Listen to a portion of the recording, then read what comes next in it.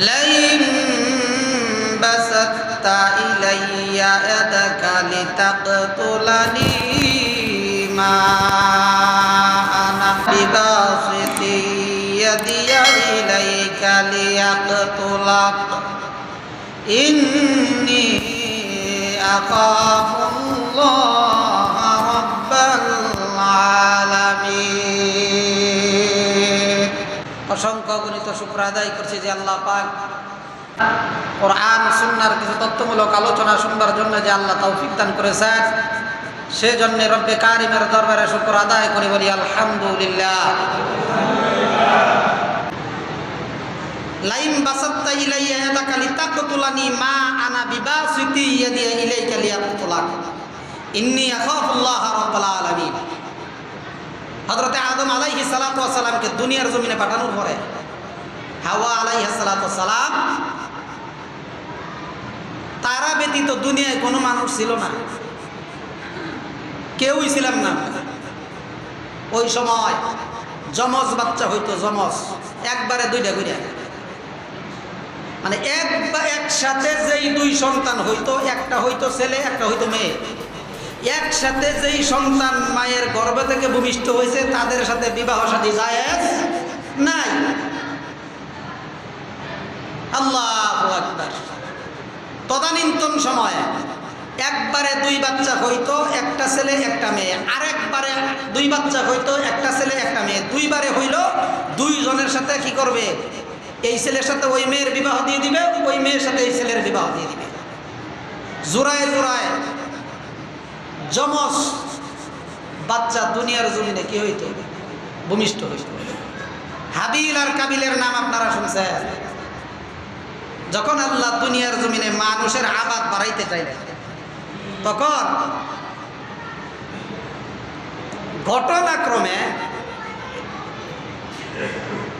এই কাবিল এবং কাবিলের বোন একসাথে ভূমিষ্ঠ হয়েছে। কাবিলের বোন খুব সুন্দরী,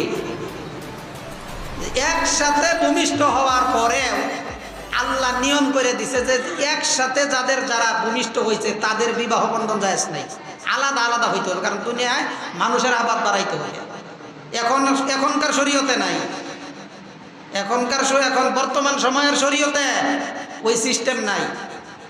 এক মায়ের গর্ভে থেকে যেই সন্তানাদি ছেলে হোক আর মেয়ে হোক দুনিয়ায় আসলে বিবাহ বন্ধনে আবদ্ধ হওয়া জায়েজ নাই।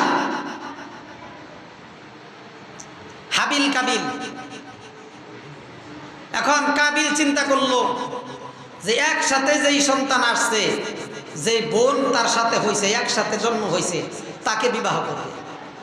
আর আল্লাহর ফয়সালা হলো হাবিলের সাথে ওই সন্তানের বিবাহ হবে এবং কাবিলের সাথে হাবিলের সাথে যেই সন্তান দুনিয়ার জমিনে আসছে, কন্যা সন্তান, তার সঙ্গে বিবাহ হবে। কাবিল সেটা মানতে রাজি না। এখন আল্লাহ পাক রব্বুল আলামিন একটা ফয়সালা দিলেন যে তোমরা আল্লাহর রাস্তায় পশু জবাই করো। যার পশু আল্লাহর দরবারে কুরবানি গ্রহণযোগ্য হবে, আসমান থেকে আগুন আইসা সেই পশু পুরাইয়া ছাই বানাইয়া বাসা বানাইবে।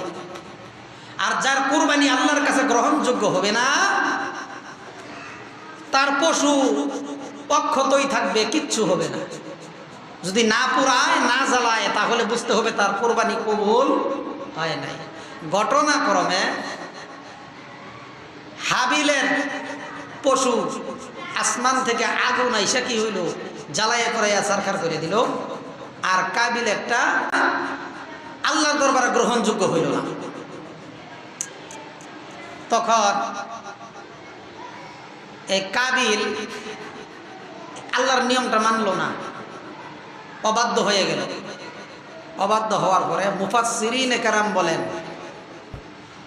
কিয়ামত পর্যন্ত যত খুন খারাপি, মারামারি, হানাহানি, যত মানুষ অন্যায়ভাবে হত্যা করবে তার একটা পার্সেন্টেজ এই কাবিলের আমল নামায় জমা হইতে থাকবে। নাউজুবিল্লাহ বলেন।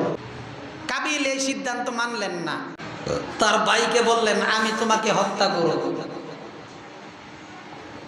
তখন হাবিল বললেন লাইন বাসাত্তা ইলাইয়া লাকা লিতাকতুলানি মা আনা বিবাসিতি ইয়াদি ইলাইকা লিয়াকতুলাক ইন্নী আখাফুল্লাহ রাব্বাল আলামিন।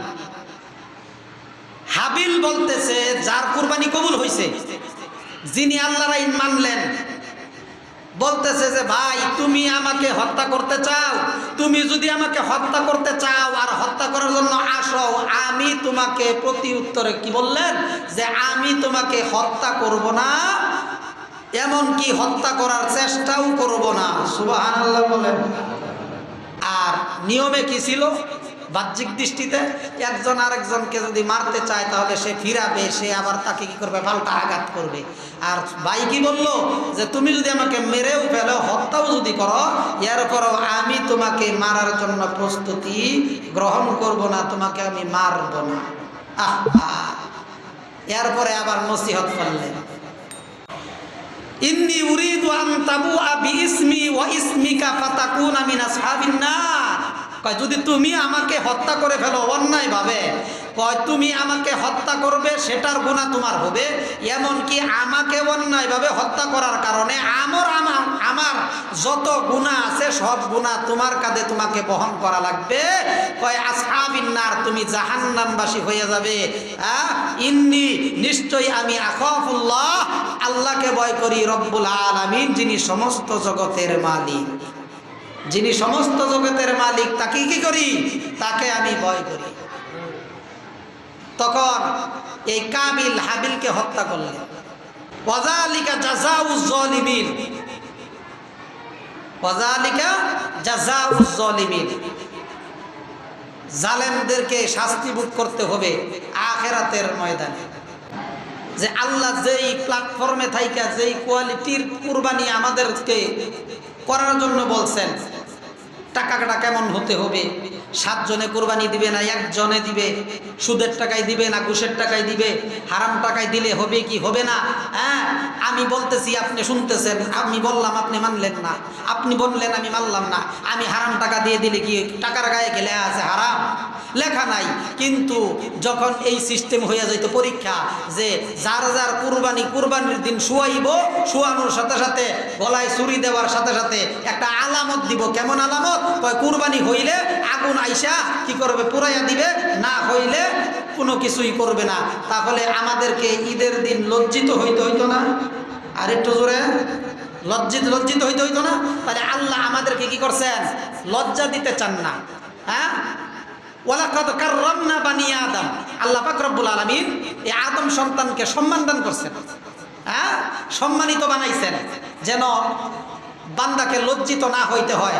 সেই জন্য আমাদেরকে কি এরকম সচেতন থাকতে হবে যে আমার কুরবানিটা যেন খালেস নিয়তে হয়।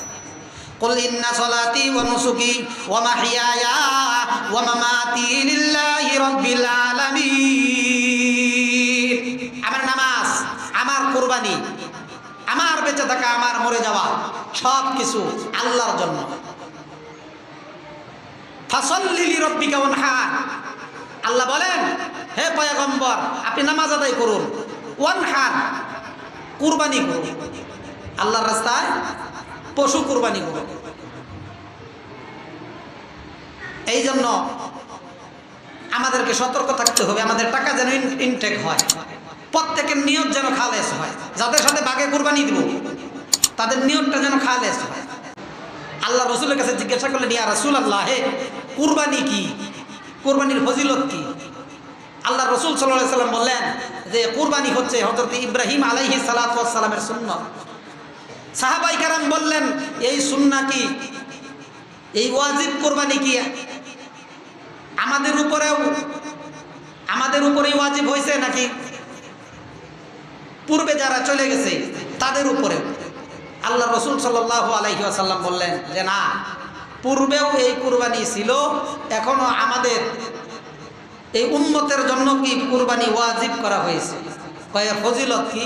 কয় ফজিলত হইল কুরবানির পশুর যে চামড়া আছে, এই পশুর ভিতরে যত চামড়ায় যত পশম আছে, এই প্রত্যেকটা পশমের বিনিময়ে বান্দার আমল নামায় আল্লাহ নেকি লেখা দিবে। সুবহানাল্লাহ।